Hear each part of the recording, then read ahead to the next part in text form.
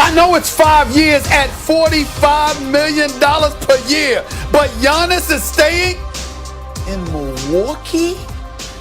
Got that to talk about. Plus James Harden, Houston Rockets, turmoil in H-Town. How much is James Harden to blame? And of course, the Browns might very well be the biggest threat to the Kansas City Chiefs. That's right, I said it. All that and more coming up. First takes in the house. Let's go.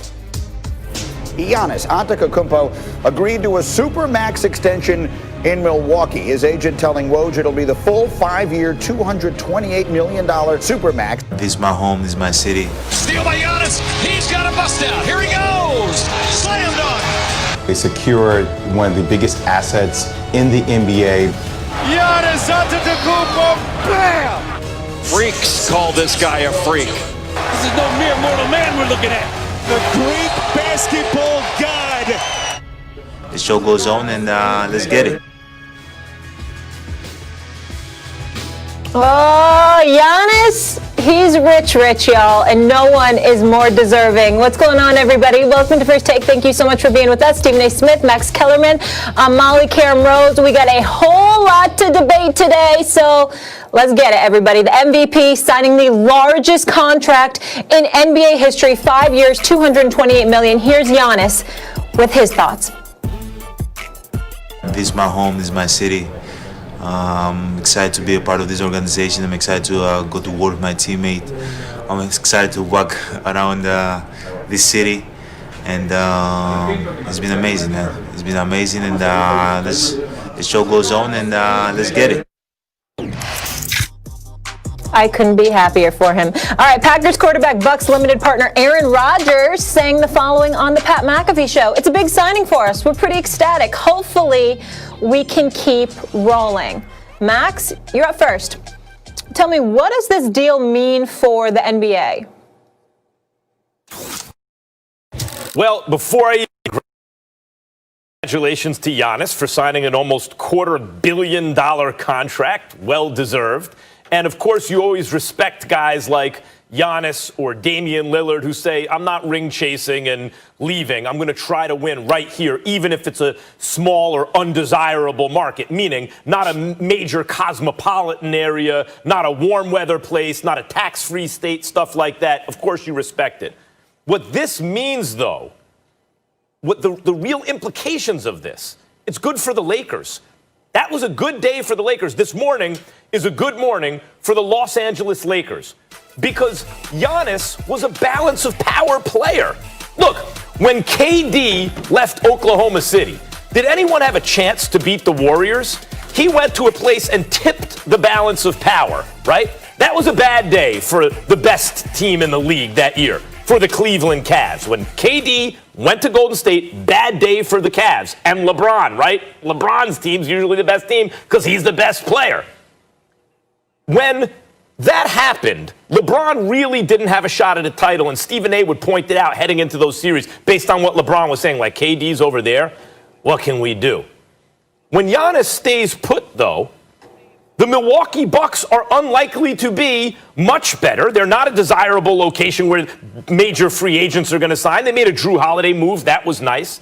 The Bogdanovich deal fell apart. Mirotic left for Europe, right, last year. They didn't re-sign Brogdon. They probably still don't have enough. And will they ever get enough? That remains to be seen, but I wouldn't bet on it. So who is today good for? Today favors the status quo. Whoever's already the best team has one less thing to worry about, and that's LeBron James and the Los Angeles Lakers.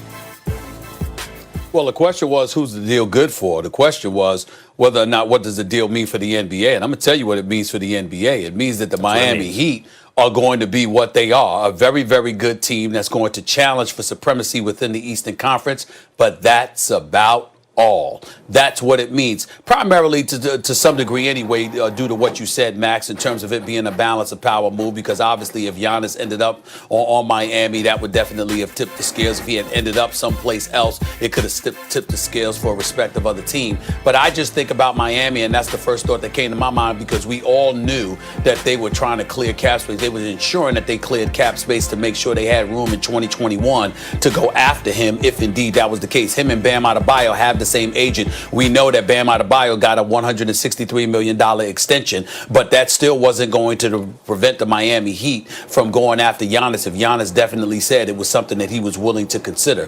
The fact that we saw what Miami was able to do, we saw Jimmy Butler, we saw the ascension of Tyler Hero, we saw Duncan Robinson display himself as the specialist sniper that he is. We saw all of these different parts, okay? You saw Goran Dragic go down, and imagine what they would be if he were healthy. You saw Kendrick Nunn and what he's capable of doing. You look at the Miami Heat, even though that's the same team that beat the Milwaukee Bucks in the postseason in 5 games. Remember, Milwaukee didn't have Drew Holiday. And in Miami's case, they lucky Milwaukee didn't get Bogdanovich because somebody within the Bucks organization foolishly opened their mouths prematurely and put that all out there, which ultimately nixed the deal. In the end, what it comes down to is that we looked at Miami and we said, excuse me, this team has arrived. And now that they're players in the Giannis sweepstakes, imagine if they get him. We're talking about back to the days of when LeBron and D Wade were going to the finals 4 straight years, because if Giannis was in Miami, there's no way in hell we would have picked another team to knock off the Miami Heat.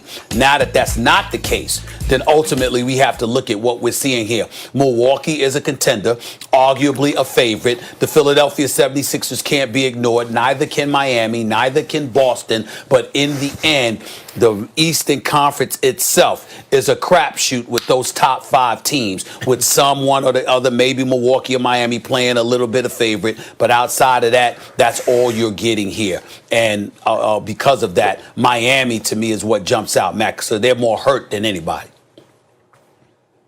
Well, I think that's right, but mainly what you're saying is because Giannis was linked to Miami. But Giannis didn't have to go to Miami to make that to be the balance of power. He could have gone to a half dozen teams at least, and we would have picked those teams, maybe even against the Lakers, right? That's my point. If KD would have stayed in Oklahoma City, that would have been great for LeBron in Cleveland, right? But he went to the Thunder, and it was a wrap. If Kawhi would have signed with the Lakers, why even play the season, right? As it turns out, the Lakers won anyway. Could you imagine what they would have done with Kawhi also on that team?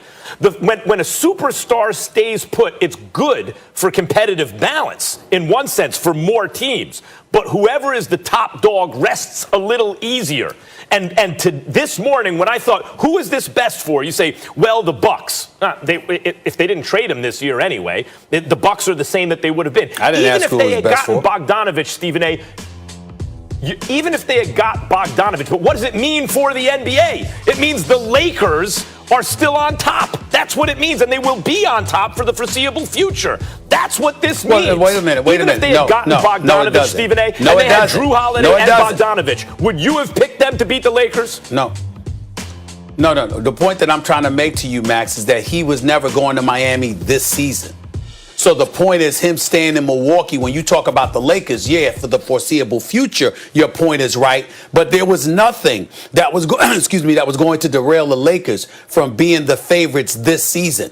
The fact is that when we look at it from the Giannis standpoint in terms of what it means for the NBA, we were fantasizing about the potential of him being in Miami. That is the catastrophic impact his decision to stay in Milwaukee has had. The fact that Miami is no longer.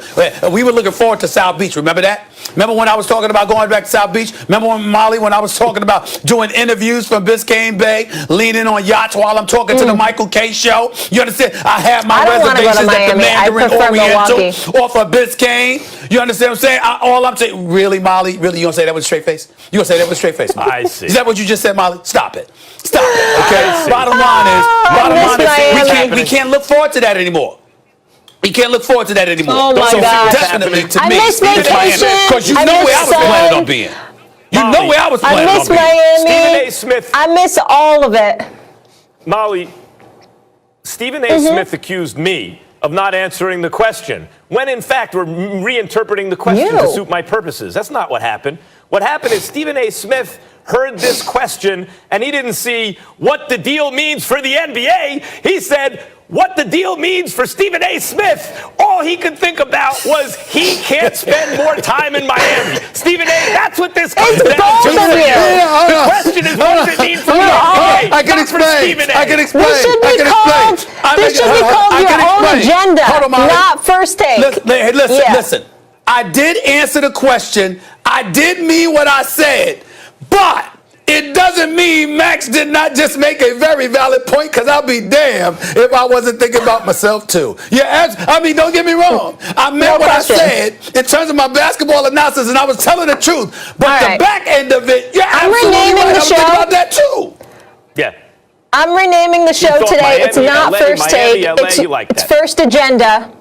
And there's somebody else who has First Agenda on their mind, and that would be one James Harden, and that's where I want to go next, fellas.